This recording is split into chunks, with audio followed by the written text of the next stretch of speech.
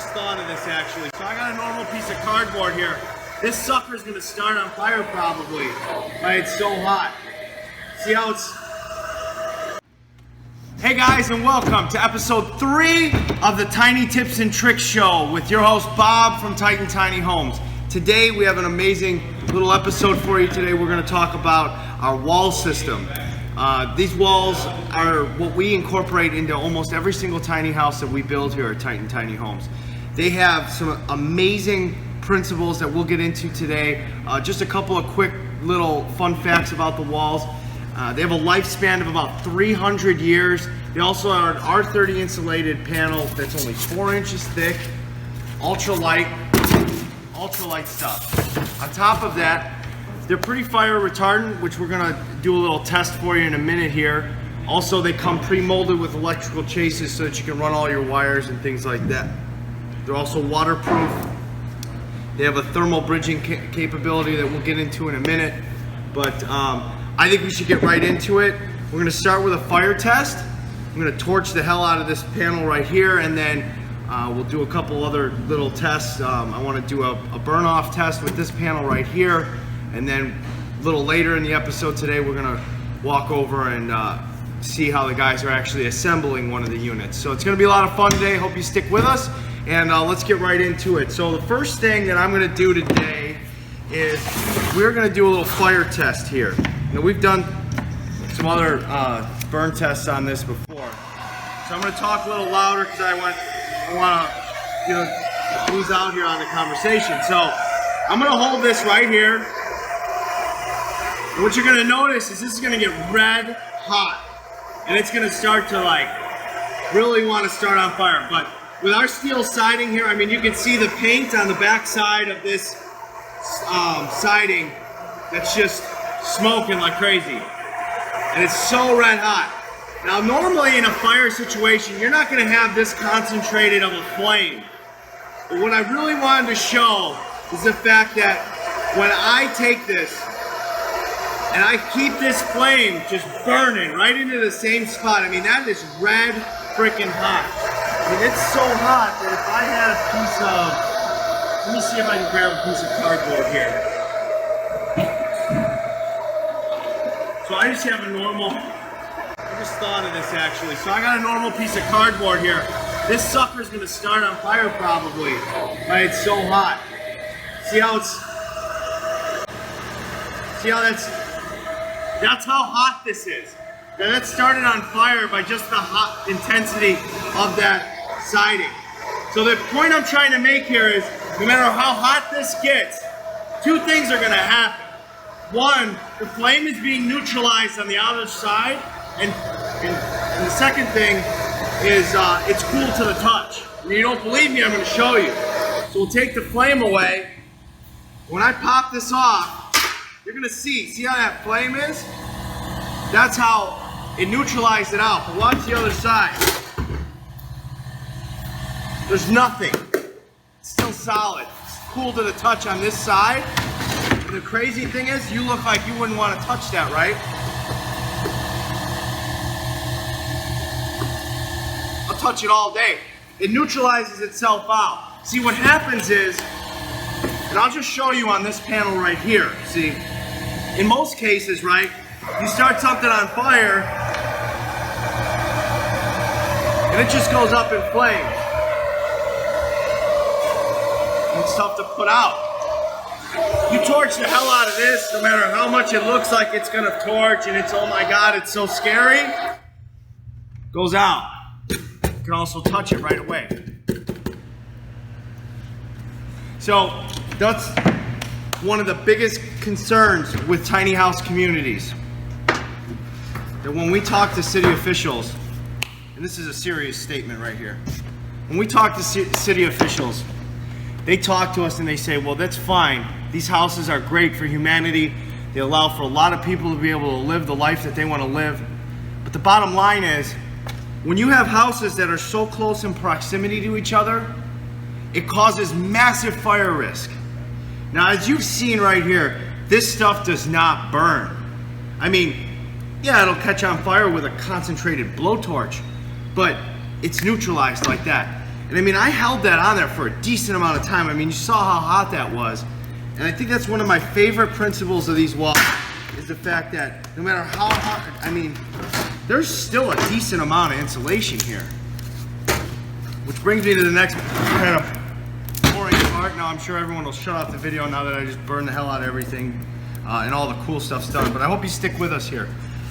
The next thing I want to mention is, with steel stud construction, a lot of times the studs are going this way. And when they go that way, you have what's called thermal bridging. And what that means is, no matter how, steel is very conductive, both in electricity, but also in transferring any kind of energy.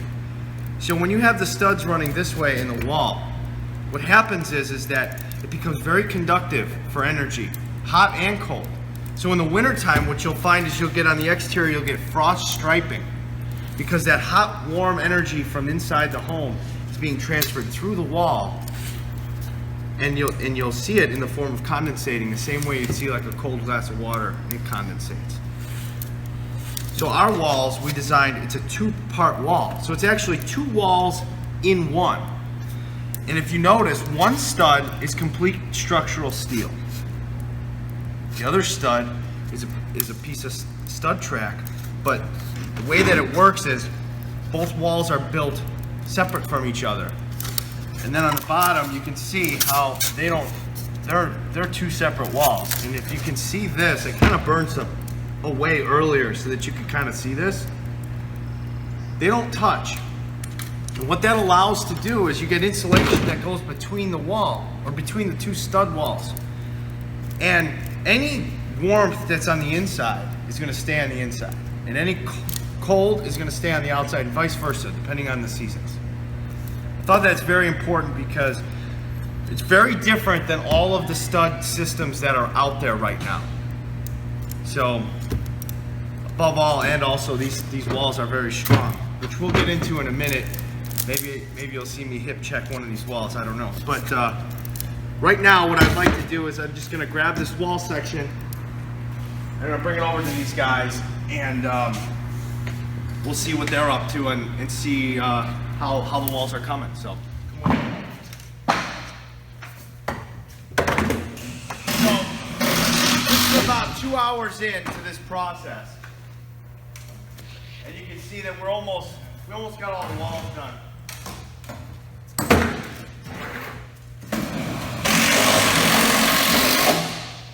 Now, these panels weigh about 40 pounds a piece. They're pretty light. Right now, what the guys are doing, if you want to come over here, Mr. Cameraman.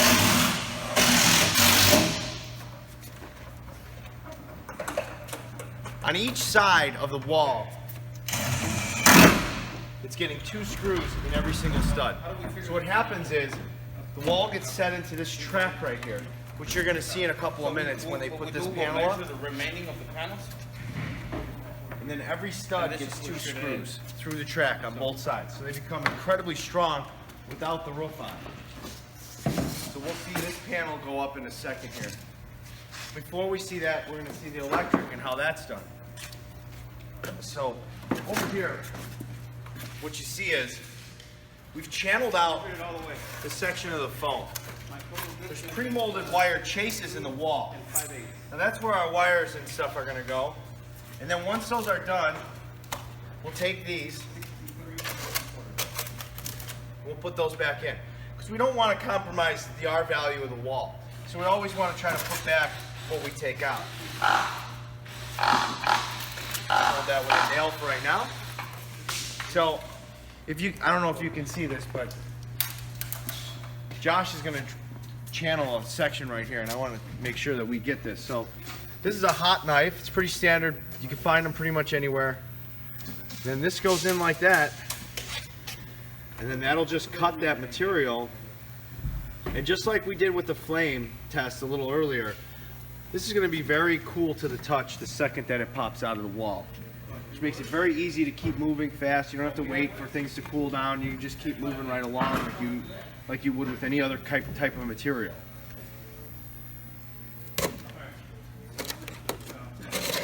Now on the back side of that, you could tell that this is a section of the pre-molded wire chase. And then there's our passageways to get into the next section. And we do this so that you can run the wires.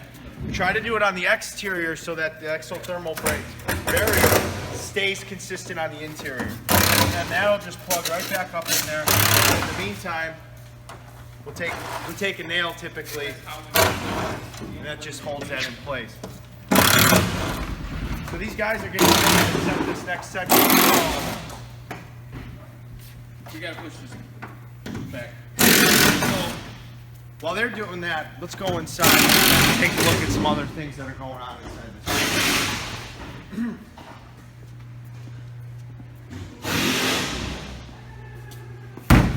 this. So, like I said before, I think in some of the other videos I've jumped into the wall and it's pretty tough stuff. I mean, there's no roof on this and it's really not going anywhere. All of our door openings are predetermined window openings. We don't have to frame anything when they come out. When they come to us, they pretty much just go up. It's pretty simple stuff. This and if we need to make a modification, like we typically cut the fenders on site. So what we'll do is we'll do that modification right here in the shop. So it's very easy material still to work with. It's not like it's a rigid system that's very frustrating if you, God forbid, you made a mistake or something like that and you couldn't remedy it. You can easily modify this material and not really lose any of its structural integrity. So now these guys are ready. Fall back this way a little bit again to get it flat plus up there. And then we'll put a screw on that flap and then we'll both walls. Right now they're securing the tops of the walls. What ends up happening is so once all the walls are erected, the same kind of track that we would put on the bottom of this wall system goes on the top to then lock all of the panels together. Here's an interesting part of this. This is the back wall section of our trailer. All that side is loose, right? And then this is our back window. You can see how these two panels just mend themselves together. From a structural standpoint, they're really, really solid. Where's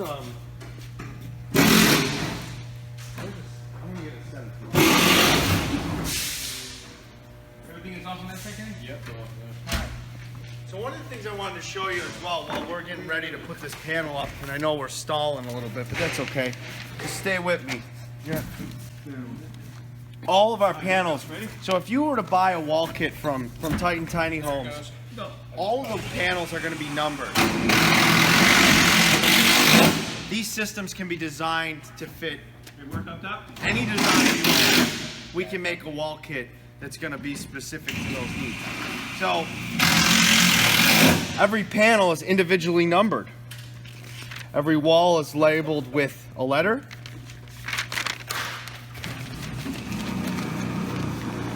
Here's all your specific dimensions and measurements for all your different wall panels. So wall C, 1 and 2. You'll see right here, C2 and C1.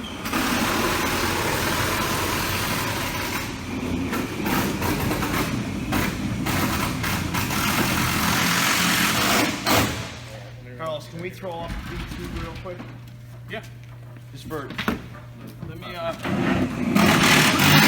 Good? Alright, so me and Carlos are going to put up the next wall section and show you how easy this goes.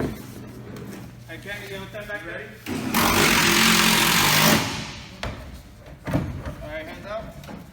Alright, find away. Get the ladder, push out. There you go. Done deal. No screws in this wall, and nobody's holding it. On the other side, Kenny's far away.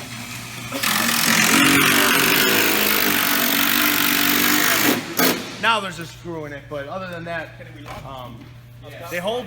They're so light that they hold up on their own.